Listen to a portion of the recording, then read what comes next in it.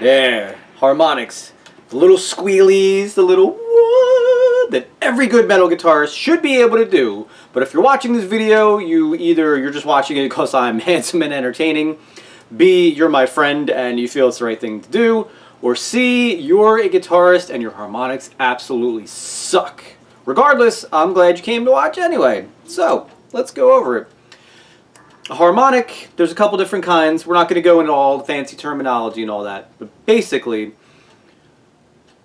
a harmonic is canceling out some of the overtones of the string vibration itself. So, long story short, your string vibrates. That's an A note. It vibrates at X amount of times per minute. That's also an A note, but I'm fully depressing down onto the fretboard at the 12th fret. When you play a harmonic on the guitar, you do not press the string all the way down to the fretboard. You simply hover your finger over the fret itself, very lightly, just put a little pressure on there, and stroke the string. Or stroke whatever you want at that time. I'm not here to judge you. Like so.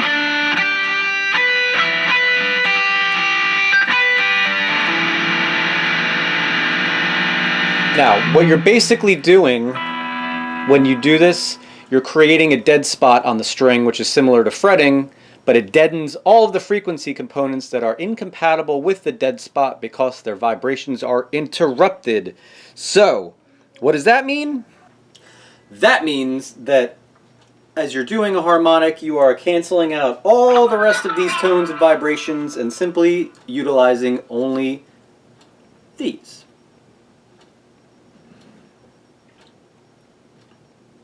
Now, there are a couple different kinds that you can do.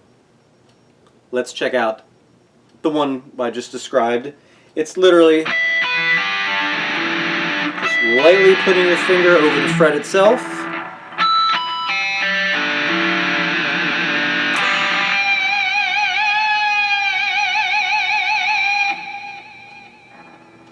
And you have that. You can't do it on every fret just because of the length of the string and frequencies and all that stuff.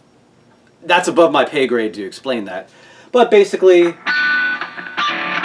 sum of 2, 3, 4, 5, 7, 9, 12, 16, 19, 21-ish, it's hard to get. And always the last fret on your guitar will produce said sounds. Now, the open strings are the natural harmonics, the artificial harmonics and pinch harmonics, as we had before, 0 and 12. 12 is probably the easiest one to get just because it's literally an octave separating the frequency, and or in this case, doubling the frequency.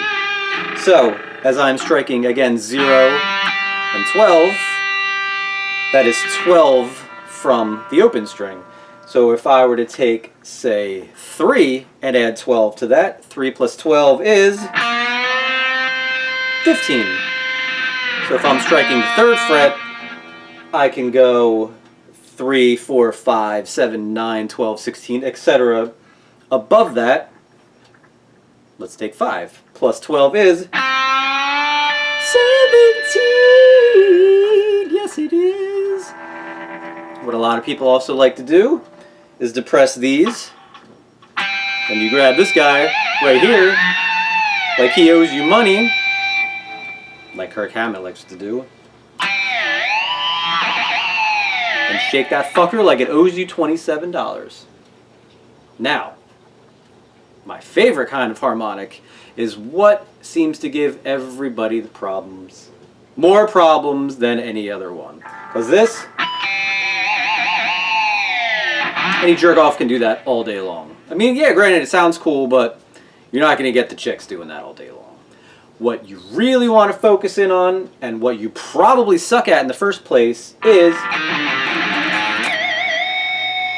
those bad boys right there. Pinch harmonics. Everybody's favorite guitar technique. Well, no, not really. Some people can't stand them.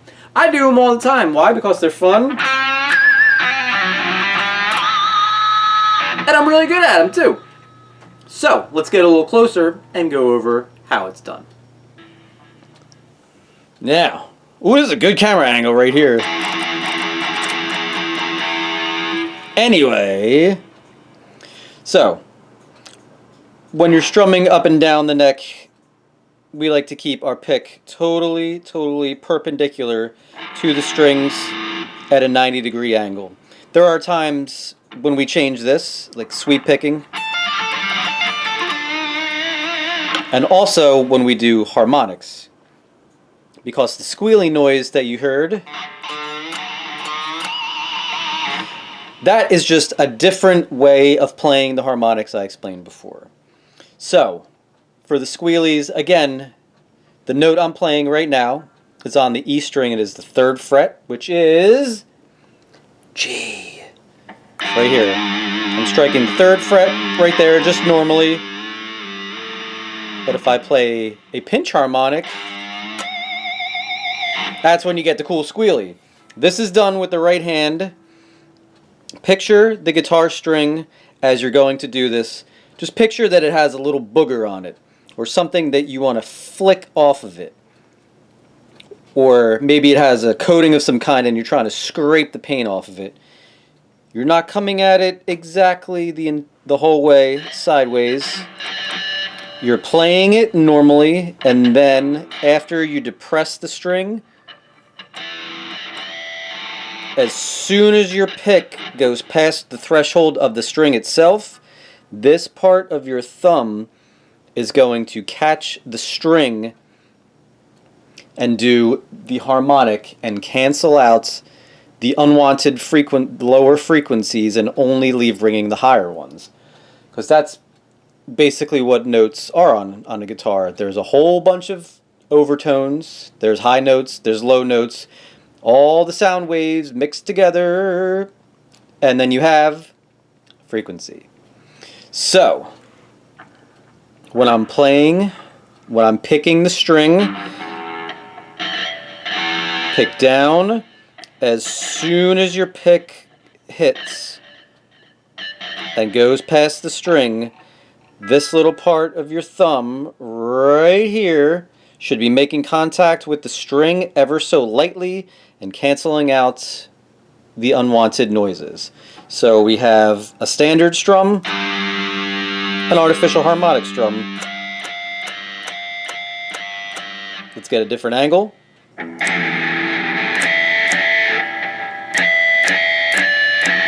Now if you notice, where on the string you're striking will make a different frequency and a different sound. Let's say I go right above the neck pickup.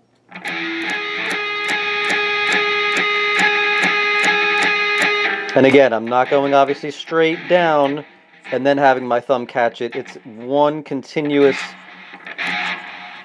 get the booger, peel off the coating. So it's hard to explain. You'll figure it out.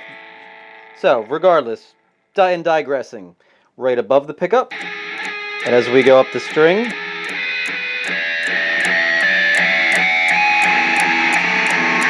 you hear the frequencies are different. That's because as I'm striking it here, I'm canceling out all these unwanted overtones from the vibration. But if I'm going here, the string itself is shorter, and just like we have what is known as the Doppler effect, the shorter a wave, the shorter distance a sound usually is from you, the higher pitch it's going to be because of the Doppler effect. Look it up. I'm not Wikipedia, and that's not what I'm here to explain, but if you don't know that, you probably should, because science. So, let's get one more angle.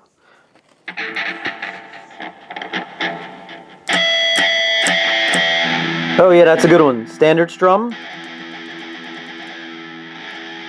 Standard palm mute. Harmonic. Alright, a couple more goodies before we go.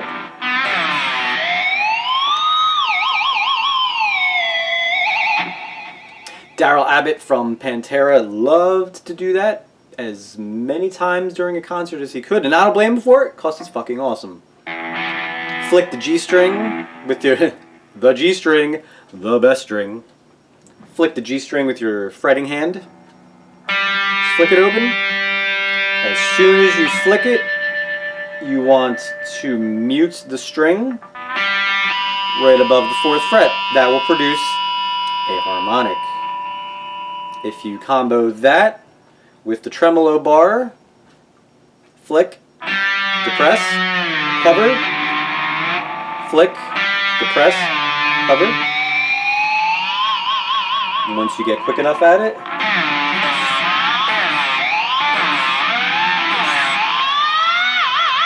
you can do it with any of the harmonics.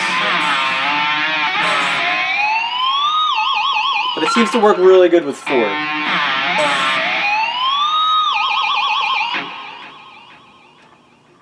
Another one that Joe Satriani likes to do. Depress the bar, and on the G string, you're going to flick the open G string, like we said before, not strumming it. Flick it at a downward and outward angle as soon as you can. Catch the string with the outside of your thumb to create the sound.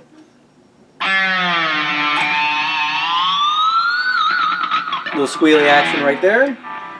Another good one is on the G and B strings, 5th fret for both. Depress them both.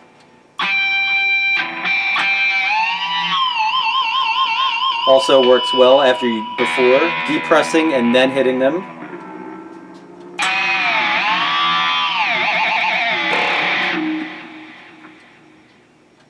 Last but not least, once again.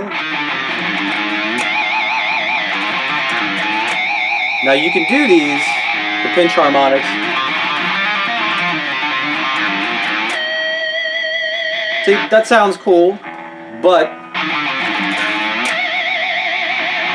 you want to shake that thing like it owes you $12.50, man. It sounds a lot better, especially in the higher frequencies.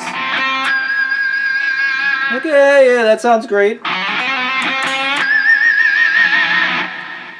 Just get it. Just go for it. I hope that helps. Comment, send me a question, message. That's the word, direct message if you have any questions for it. I hope I explained it good enough. If not, I don't know, let me know. Love you.